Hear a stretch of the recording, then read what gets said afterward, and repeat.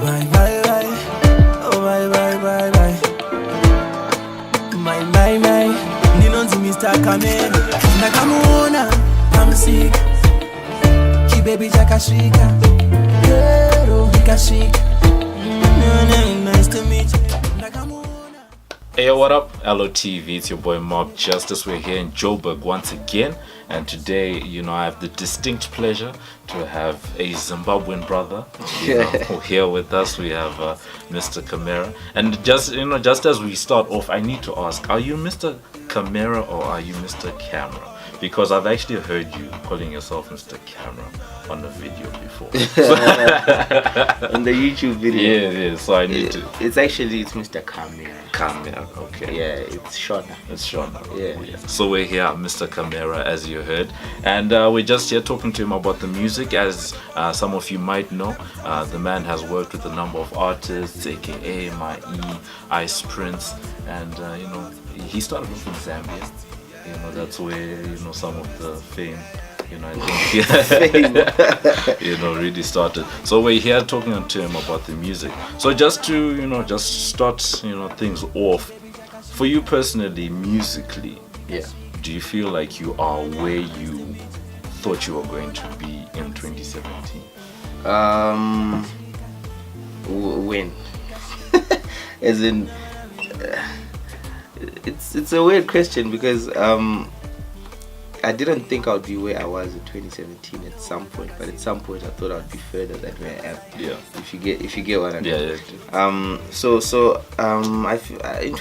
I think I am where I need to be right now. Because the growth has been gradual, the foundation is being set, so it's not like a thing where things just happen so quickly, because things that happen quickly, they pretty much go away quickly. So I am happy where I am, and because there's still growth and I'm still working towards that. Okay. Yeah. And you've actually played around with different sounds. We've heard you doing some what's considered to be Afro beats. Yeah. We know that you sort of started off in the house. Saying, what's your favorite type of music to make? I go through phases. Yeah. There's a time I was crazy about hip hop. There's a time I was crazy about house. Now I'm crazy about Afro beat. Yeah. There's a time I was trying to do dance like electronic dance music, like EDM. Yeah. So I just get phases, but I think that's what makes me then want to fuse different genres into whatever I'm doing. So now with my Afrobeat, I'll include like a bit of house, I'll include like little different influences in it, So I go through phases. Right now it's Afrobeat phase. Yeah.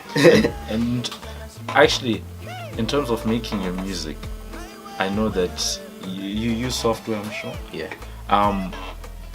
Do you use traditional instruments, or are you one of those people who, if the sound sounds right, you'll be able to just work it into a song? If it makes the right clang or the right, strum or whatever, you're like, yes, that's it. Let's record that. Yeah, I think with the different phases that I go through, they come with certain instruments. Right now, the instrument I am abusing is the marimba. Yeah.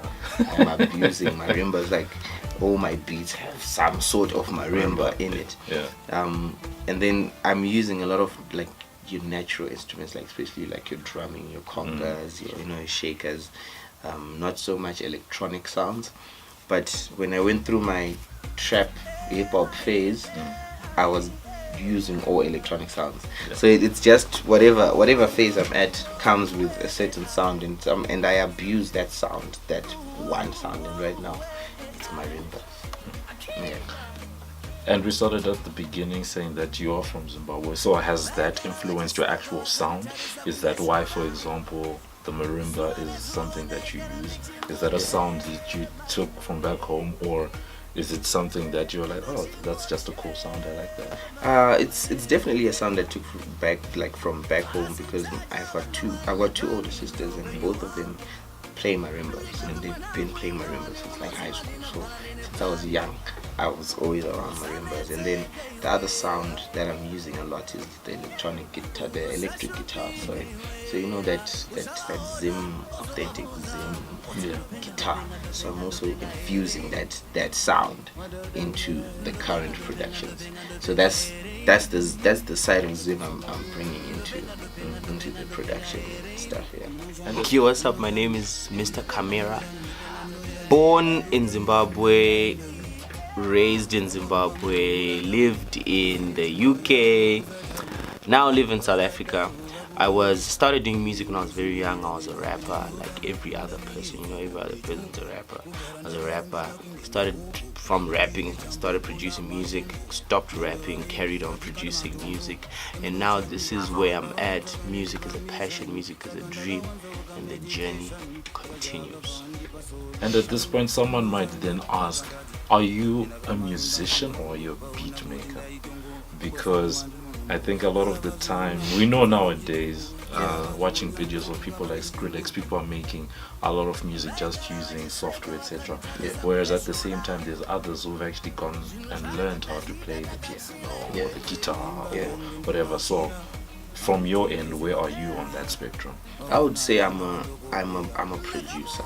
Because then you get musicians, and then you get beat makers, and then I feel like you get producers as well. So what I do is I get, for example, with guitars, I've got a person that plays guitars for me. When I need a saxophone, I've got a person that plays saxophone. I personally can't play those instruments, right? But I can put them together, and I can arrange, and I can get an artist, and I can arrange a song and help the artist write a song and come up with a full product. So I get musicians. I have beat makers as well. Like I also work with people that make beats, and then they send me the files for the beat, and then I touch up this, touch this up, and then put it together. So I have beat makers, I have musicians. So I would say I'm a producer. Yeah. And I like that one because basically you're saying that you are a visionary. When it comes to the sound. Yeah. Okay. And I like that one because it then leads me to the next one. What distinguishes a Mr. Kamera beat? Because we know, for example, like I think it's easy one in Africa or in the South African music industry is someone like Uhuru. There's a certain sound that we associate, with Uhuru or Heavy K in house. There's a certain sound, that so. What distinguishes a Mr. Kamera beat? That's an interesting question because I personally don't know what distinguishes my beats, right? Yeah. But people know. There's a song on Casper's album, his new album called I can't remember the name. But we will put the song name here. Oh, you put it? Okay, that song name is here right now. Okay, it's the one he used the sample from No Matter What I Do. Oh yeah. You know that song, right? So when the album came out, I had like 4 people ask me, like, yo, did you produce this song? Did you produce this song? I'm like, no, I didn't. Like 4 different people, right? And they were like, yo, this sounds like you. I'm like, oh, and I listened to it myself. I'm thinking, but how did it sound like me? But like I had 4 different people asking me if I produced it. So I feel like people are starting to know my sound, but I can't tell you what exactly it is. I don't know what it is. So I guess I don't know. Is it a good thing? Is it? No, it is. It's a good thing. Because it actually then means that there's people that are actually listening out and trying to identify. And I guess that's the reason I'm also asking the question. Because there's others who've probably already stereotyped you. There's a boy that sent me a message on Facebook actually, and he's like, this guy sent me a screenshot of a conversation that was had, and some guy was saying, yo, I've made some Mr. Kamera type beats. Oh wow. And I want to send them to him. Can you connect? It's like, what? Mr. Kamera type beats? And you found yourself being used as an adjective. Yeah, so I think people are starting to pick up like a certain vibe to my beats. Yeah. But I don't know what they are. I don't know what the vibe is. Okay. But for you, now I think we're gonna just, switch over to the music business. Yeah. And the music industry, as opposed to you and the music. What do you feel in your journey do you think are the things that you did right? Just from an industry or from a business point of view, that have gotten you to where you are in 2017? Because there's people out there, aspiring producers, musicians, that want to hear, Mr. Kamera is doing this. How did I think for me, it was maintaining relationships. We are all highly emotional beings. Like, people are just emotional, right? So if you try to make yourself oblivious to all the nonsense that happens, and you just focus and just maintain relationships, you find that you might have to smile at a person who did something bad to you, but you need to know where you want to go and just keep moving. So I think maintaining good relationships with people, even if you had an argument or you went your separate ways, don't burn the bridge. Be nice about it. You know what I mean? So I think that's one of the most important things I decided to do, and I guess that's what also. I've actually heard you mentioning this point about what you're talking about, the networking bit. Yeah.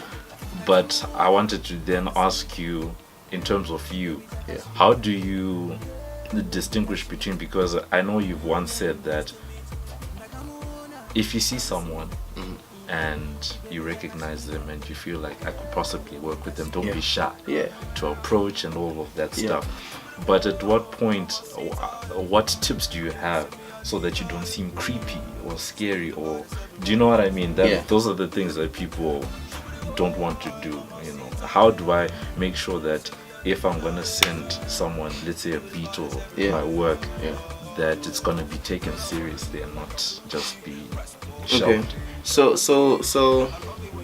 with approaching in person, just introduce yourself. Tell them what you do. Like, for example, with how I met Vanessa Mudiwa, right? I went to MT and there was that Africa Music concert happening, and then they did a press conference at the MTN headquarters. I went there, Vanessa was there, I hadn't met her before, and then after the press conference she was outside waiting for her car to pick her up to take her to the hotel, and I literally just walked up to her. I'm like, "Hi Vanessa, I am Mr. Kamera, I'm a music producer and I would like to pitch some music to you." Right? And then she was like, "Oh, okay." And she was kind of shocked with the approach, because I guess people don't really do that. She's like, "Oh, okay, no, that's cool, just wait with me here, wait for my manager, blah blah blah." Cool. Manager came and she was like, "Oh, manager, this is Mr. Kamera, he's a producer and he wants to send me some beats, whatever. Please can you give him your card, blah blah blah." And that's literally how we met. Alright? And then we met again in Nigeria, but then when we met, it was now on a personal level. So now she's like, "Oh, I remember you came up to me and you said, oh, okay, no. You know what I mean? So it's just approach politely. And approach at the right time. You can't approach a person who's eating or playing with their baby, and now you wanna, just approach at the right time. They're also human beings, just approach at the right time. Even with emails, put the correct subject that makes sense. Introduce yourself, tell them what you do, send the beats. Okay. Do you have an example of, I guess, some communication you've received and you're like, this person is just doing it wrong? Yes. I receive a lot of I started realizing it, because now people's approach is kind of rude. Like people have I just feel generally rude. Less self-entitled. They'll be like, give me your, it'll be like an inbox and say, "Hi, Mr. Kamera, I'm a producer or I'm an artist, give me your WhatsApp number, I want to send you something." I'm like, "But bro, my WhatsApp is kind of personal, Introduce yourself. Hi, I am an artist, blah blah blah, I'm from where. I was wondering, can I send you my music?" or can I please have an email address so I can send my music? Just be polite about it. But like people are just very rude. So I can't understand when celebrities are rude back to people, because people are very rude. How I deal with it, I just don't reply. Okay. So you heard it. He's saying don't be rude. Just chill, keep it, just be polite, man. Just have manners, Okay, my support structure, I've been getting support from my family. My family's always supported my music. I come from a musical family, actually. My 2 older sisters play a lot of instruments. My dad, funny enough, when I was 12 years old, he paid for a full studio album for me to record an album rapping when I was 12 years old. So I get support from my family, a lot of support from my family. I've got my management team, I've got Blahtee, I've got Prince, I've got Cedric, I've got people who are just generally there to strategize with me, to get funding, to get this and that. So I have quite a strong structure of support. And then all the emails that you get sent to you, how do you actually then pick and say, okay, I like that? I listen to everything. Yeah. Every time someone sends me something, I listen and I give feedback. Yeah. Do you ever get scared at some point that, okay, fine, in your listening process, that you're getting the same stuff, or it's becoming generic, or you don't want to repeat it again and again and again? I do get a lot of the same stuff, but there's a guy that sent me some stuff, right? He sent me probably like 5 songs, and I really, really like the one song. I'm like, yo, bro, we need to work. And he lives in East London, right? And he's actually gonna come to Joburg and work on the song, on that one particular song. So I listen to the stuff, and if it stands out, we can do something with it, because you can send 10 songs and only one stands out. But if it's worth it, I'd rather us work on the one song together and then not the other man. So I listen to everything that people send. It's always like 80% of the time it's like the same. It's like trap and people just rapping and stuff. But when I get something that stands out, even if it's trap and it stands out, then I'm always like willing to work. I have to then come back, like I said, industry. We said at the start you're a Zim artist. You're operating in South Africa. But I know that you've been on an Africa focus. How do you feel about African music at the moment? African music the whole world is looking at African music right now. African music is the current and it's the future. I've been fortunate enough to make a lot of relationships with prominent artists all over Africa. So if I go to West, if I go to the East, I know artists out there. So now when I was now starting to travel and move around, that's basically just to establish my name, because now African music is where like everyone is looking at African music, man. So it is the future right now. In terms of regions, everyone knows that sort of West Africa, Ghana, Nigeria especially, is popping at the moment. Right? Apart from that part of Africa, which other part of Africa do you see as, okay, this could be a potential growth area? I think it's easy for everyone to assume that it's South Africa because of South Africa. But I don't know if that's the case. It's not quite. When I went to Rwanda, it really opened my eyes, because like your TV channels, your normal TV music channels, they don't play South African music. They play French music and they play Swahili music. So you find that your biggest artists out there are unknown in South Africa. It's like Southern Africa is not Africa. It's like you know what I mean? It's like I don't know, man. Because now there's like a list that I got with like all the French speaking countries, and there are a lot of French speaking countries, and Swahili is the most popular language in Africa. So now imagine you've got Swahili, you've got French, that's Africa, you know. And then Southern Africa, then you get your English speaking countries, but it's like so East Africa because of the Swahili, and then you get your Angolas that are like Portuguese, Angola and Mozambique, and then now you get your Congo, Benin, Cote d'Ivoire, like going all the way up Rwanda, French. You know, so from central going all the way up to north to west, it's French. So that is big. And I think you're definitely onto something, because when you look at someone like Yemi Alade, Yeah. she has a habit of releasing some of her biggest songs. She'll do a French version. Exactly. She did a whole Mama Africa album. Like she picked, I think, about 8 songs from the album, and she did French version of the song, French versions. So she sees it. Yeah, it's crazy, man. I then have to then come back to some. We've gone to Africa. Now we come back to our motherland. Yes. I know one of your gripes because I know that you've received this question before. What do you think of the Zimbabwe music industry? And you've said that music videos were lacking. Yeah. How do you feel about them now?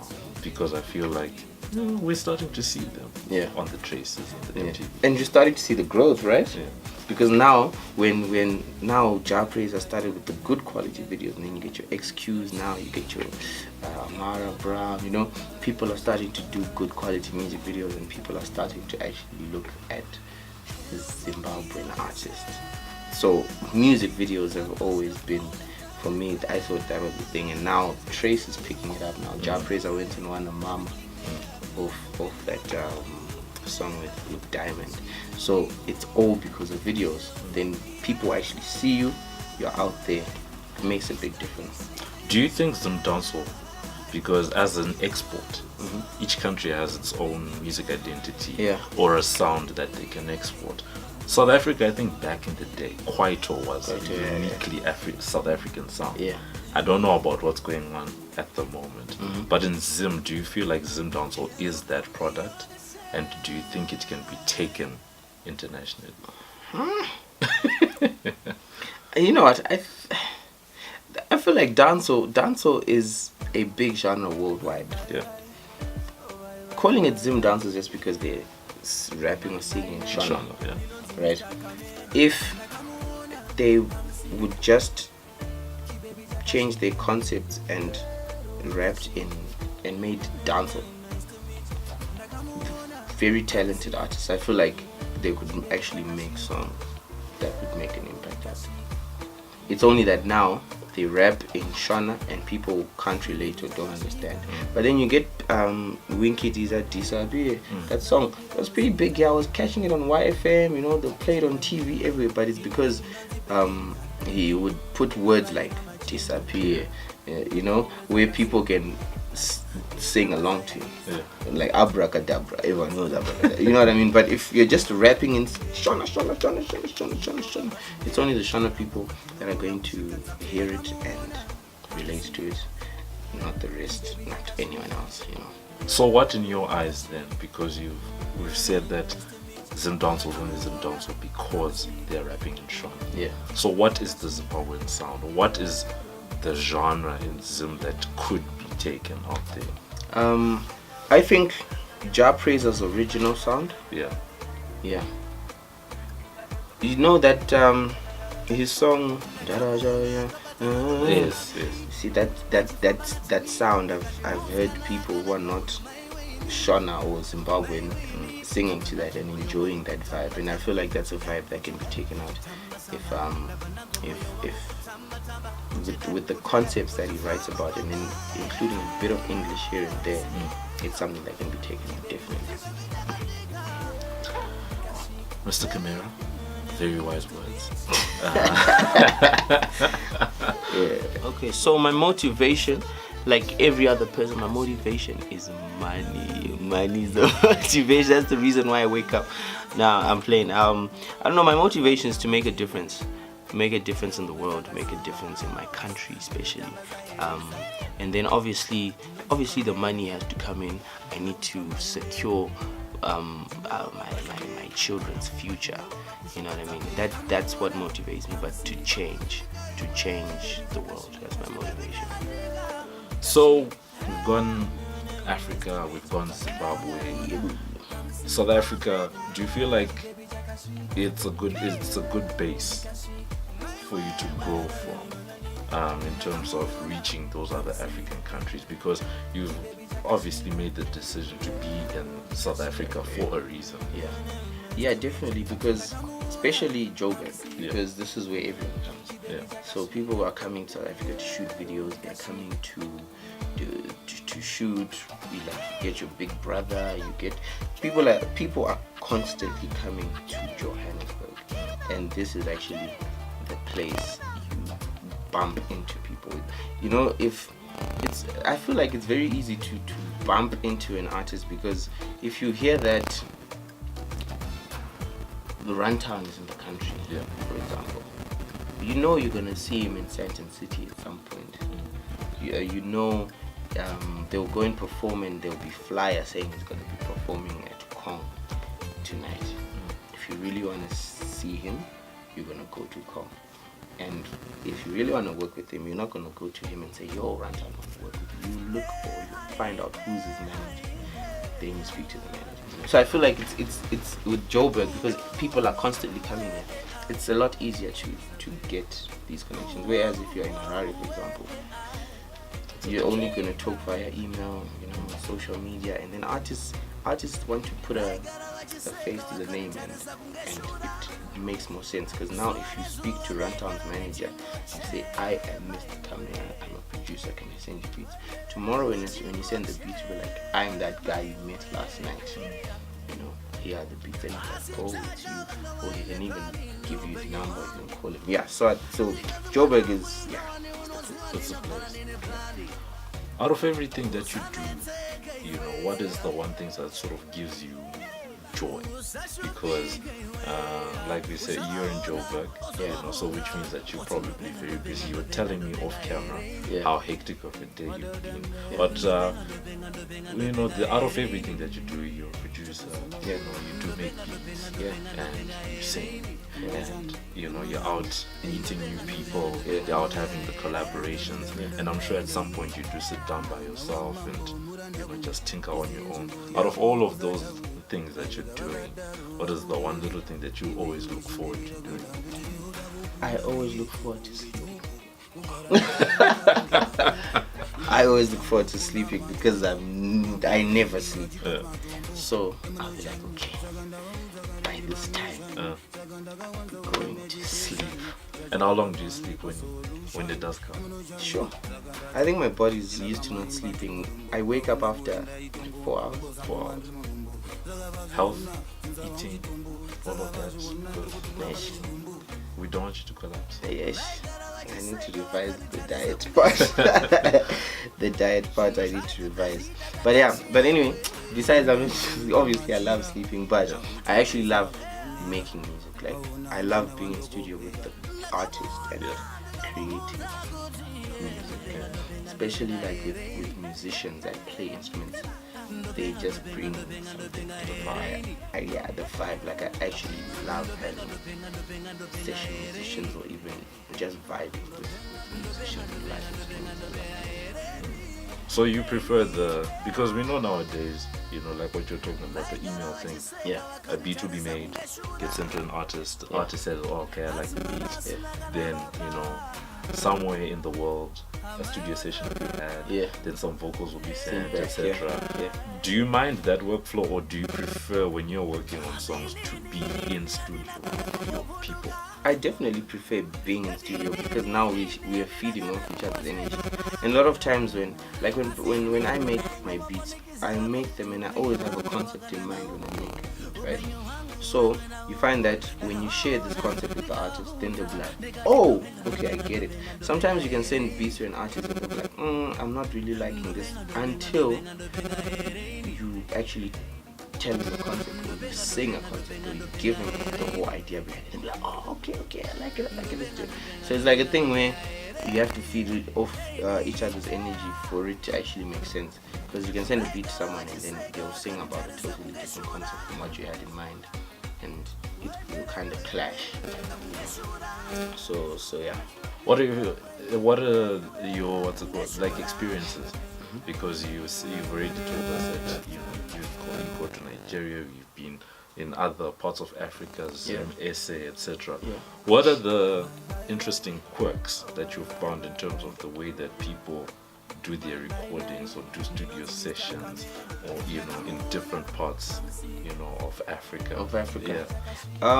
What I've discovered is your big Nigerian artists, right?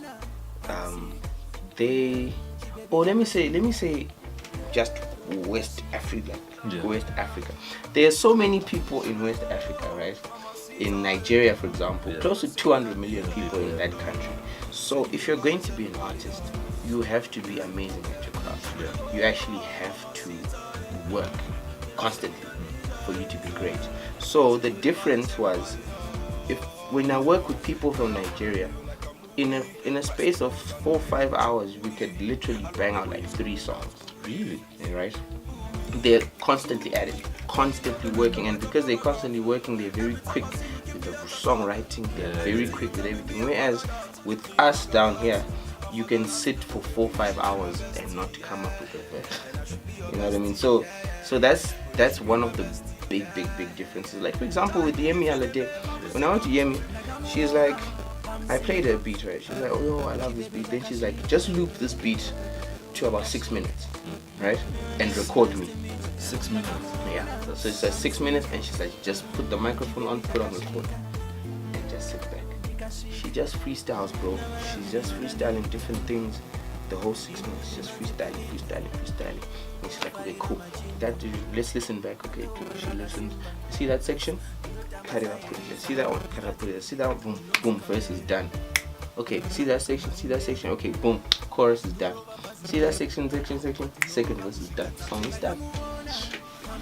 And then we just go to certain parts, and then she'll be like, okay, here you can't really hear what I'm saying, let's re-record that. She re-records, okay? Here you can't hear, re-record. The song is literally done. She's like, let's move on to the next. You know what I mean?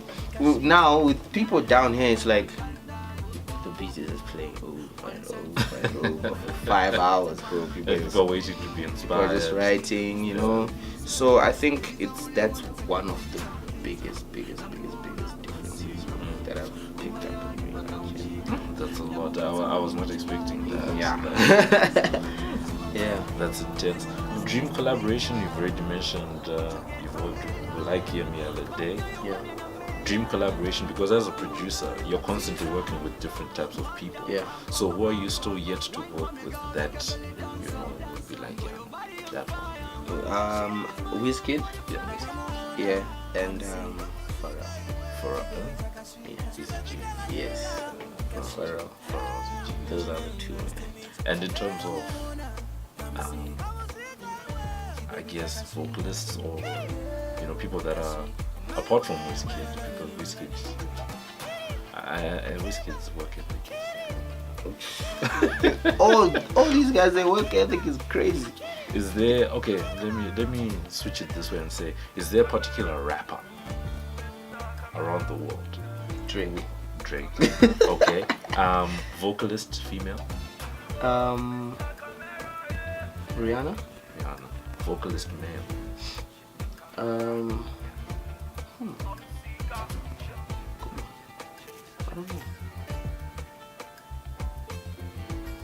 I've never thought about that. Okay. Internationally now. Vocalist male. Even like Tank. Okay, fine. You can not lose You're an old school guy. Tank! No, we used to listen to the TGTs. Tank. To the TGTs back in the day. The vocalist, I don't know. Maybe your Chris Brown? Yeah. I like commercial artists. You like commercial Yeah. artists? Instrument that you'd be like, let's say for example, Congo drum in trap. Is there an instrument that to this day you haven't used that you're like, but this thing, I'm sure I can do something with this? Do you know an instrument called it's called a didgeridoo?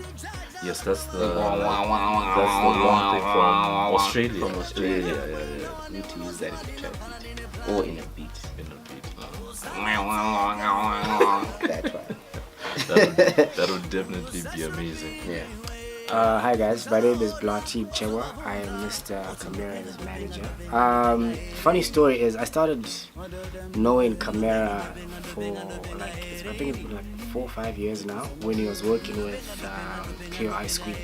But at that time we weren't really working together, we were just doing stuff here and there. But it's only recently, from the first release of his single Pamsika, where we officially started working together, and we partnered up with Anashe, which is basically like the family. It's like the big brother, you know, with Prince and Brian Soko. So I can say now it's been about a year now that we've officially been working together. I'm excited about, you know, what he's contributed to the game right now, and you know, the manner in which he's doing it. I think I learn a lot more from him than than he does from me, as much as I'm just there to like give direction and, you know, make sure that things are executed. I love the fact that he's so focused and he's so driven on representing his country, and I think the vision that we have for him as his management is to just make sure that any ideas that he has are executed. So that's my job in a nutshell, and the transition from him from being a producer to an artist has been really smooth. You know, we never actually had any worries that, you know, we might face any obstacles. Everything that's happened has just been organic.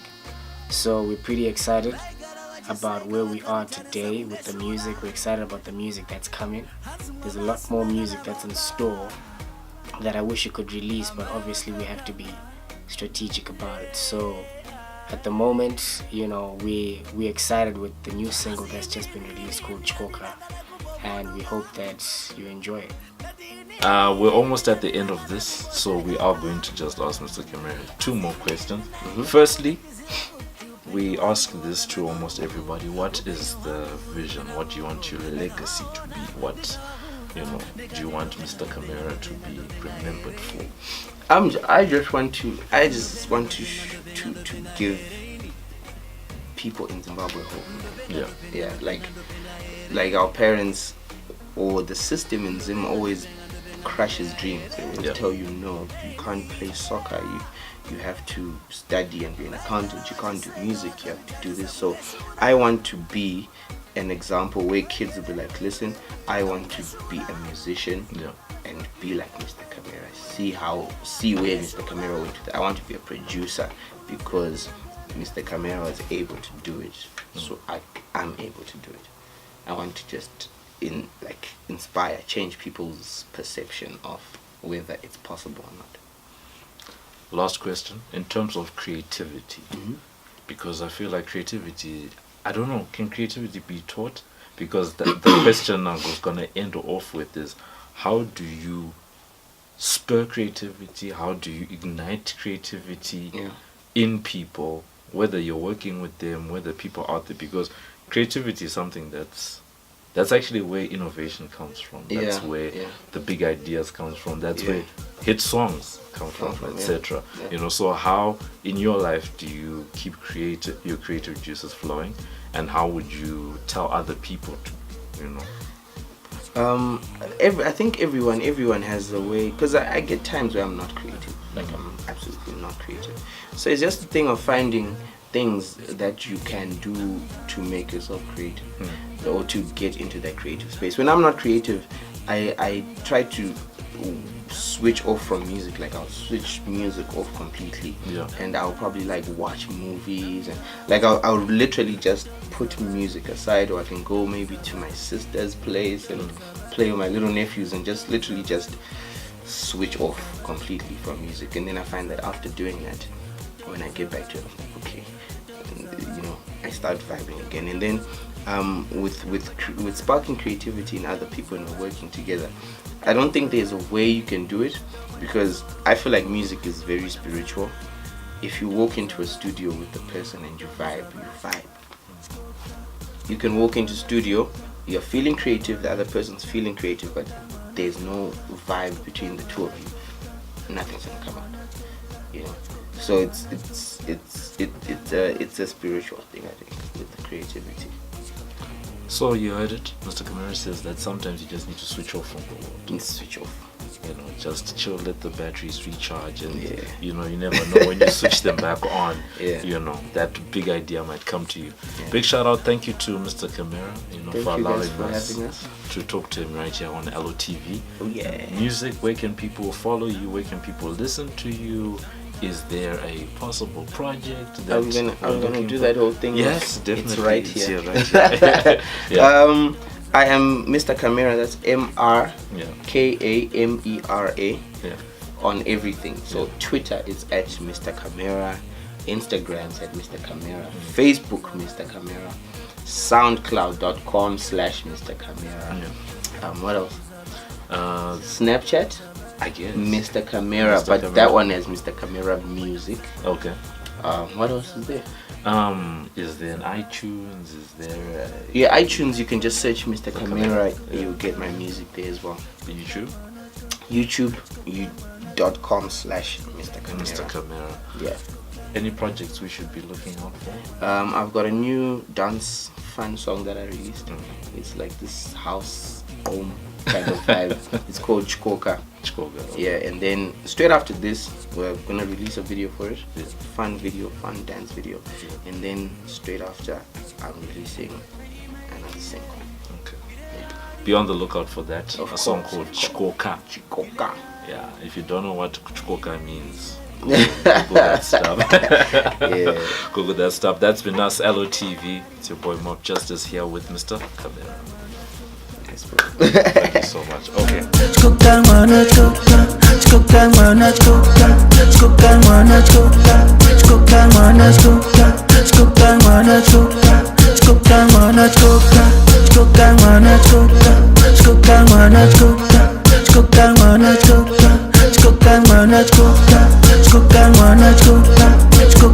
Let's go.